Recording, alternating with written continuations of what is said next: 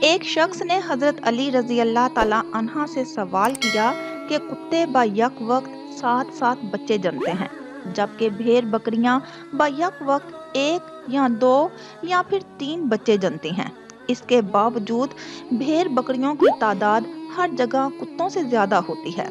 حالانکہ ہم آئے روز بھیڑ بکریوں کو ذبح بھی کرتے ہیں، قربانی بھی کرتے ہیں، پھر بھی وہ ہمیشہ کتوں سے زیادہ ہوتی ہیں۔ حضرت علی رضی اللہ تعالیٰ عنہ نے فرمایا، یہی چیز برکت ہے۔ اس شخص نے کہا، برکت بھیڑ بکریوں میں ہی کیوں ہے، کتوں میں کیوں نہیں؟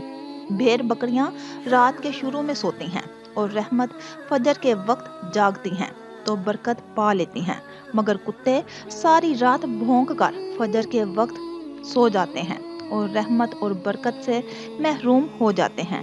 میں تمہیں نصیحت کرتا ہوں کہ رات کو جلد سو اور صبح جلدی اٹھو، یہی رزق اور اولاد میں برکت کا ذریعہ ہے۔ مزید اچھی تحریریں سننے کے لیے میرے چینل کو ضرور سبسکرائب کریں، لائک کریں اور اسے شیئر کرنا تو بالکل مت بھولیے گا۔ بہت شکریہ۔